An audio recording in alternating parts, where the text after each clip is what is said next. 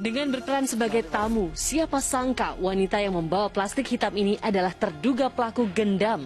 Ya, plastik yang dibawanya itu ditengarai berisi perhiasan dan uang yang nilainya sangat fantastis, 1,5 miliar rupiah.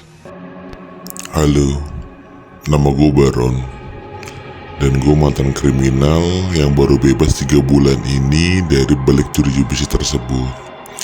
Dan kali ini gue kembali bukan buat mengajarkan kejahatan ataupun glorifikasi kejahatan, namun buat bantu masyarakat, buat bantu kalian agar tidak menjadi korban dari tindakan kriminal yang semakin meresahkan di masyarakat.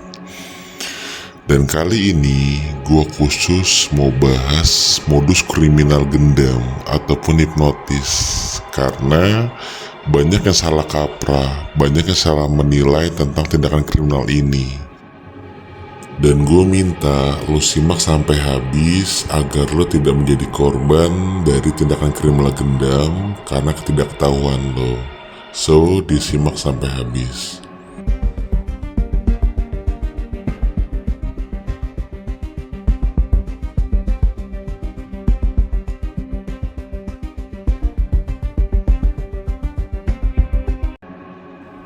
Gendam itu bukan soal ilmu hitam ataupun mistis, tapi sebenarnya adalah permainan psikologi, sugesti verbal, dan teknik distraksi.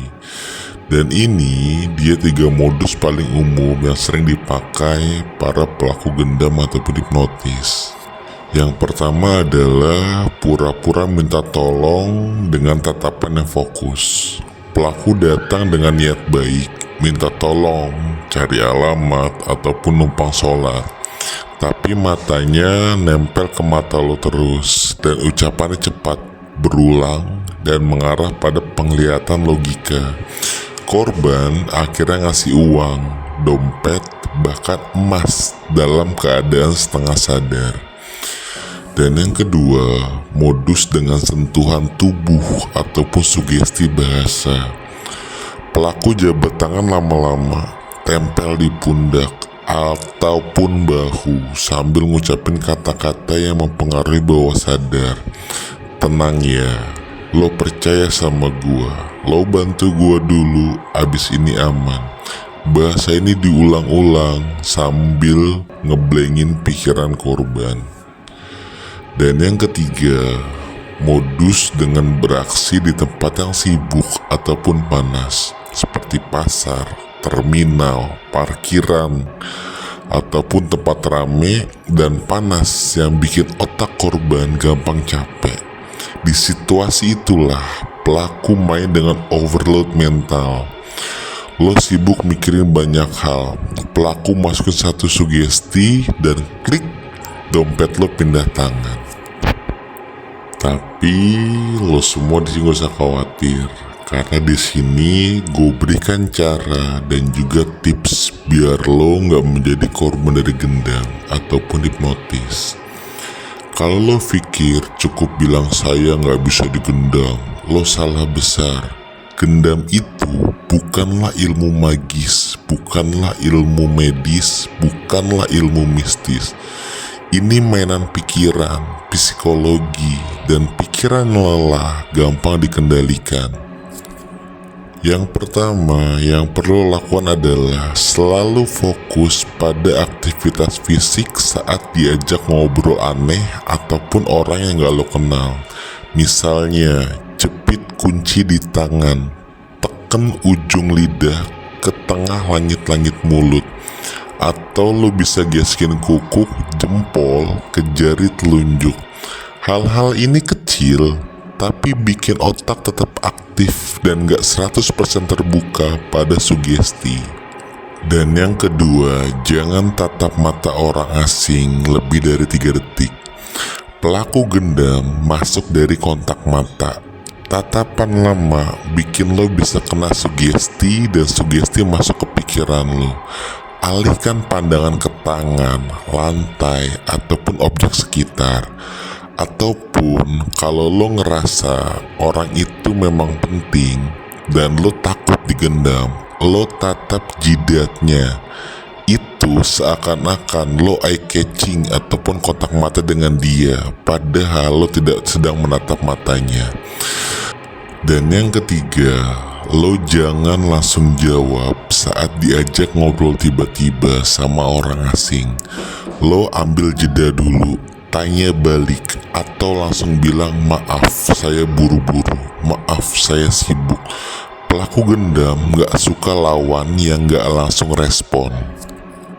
Dan yang keempat, jangan pegang barang dari orang asing sembarangan, karena banyak terjadi korban yang kena setelah disodorin kertas, buku, ataupun bahkan uang kecil. Barang itu bisa jadi alat sugesti untuk masukin distraksi ke pikiran lo. Itu semua adalah hal-hal yang gue dapatkan saat gue di lapas sana bertemu sama pelaku gendam ataupun hipnotis. Awalnya gue pikir gendam itu adalah ilmu mistis ataupun ilmu hitam. Ternyata itu semua hanya psikologi dari kata-kata, distraksi kata-kata yang membuat orang-orang mengira kalau gendam ataupun hipnotis itu adalah ilmu hitam. Karena gue pernah ngeliat sendiri saat gue anterin nyokap gue ke pasar, gue lihat orang tua di pasar dompet dan emasnya dikasih dengan sendirinya ke pelaku gendam dengan tersenyum seperti tidak apa-apa. Dan si bapak baru sadar setelah jadi pelaku gendam itu setelah 10 menit. Dan dia bilang ke polisi, saya malah senyum-senyum pas ngasih. Dan lo tau jawaban polisi apa? Ya cuman diem doang, ya gak bisa apa-apa karena gak ada barang bukti yang menunjukkan kalau dia sedang jadi korban kejahatan. Jadi sekali lagi, gue himbau kepada kalian semua, gendam itu bukanlah hal mistis, tapi mainan psikologi yang licik.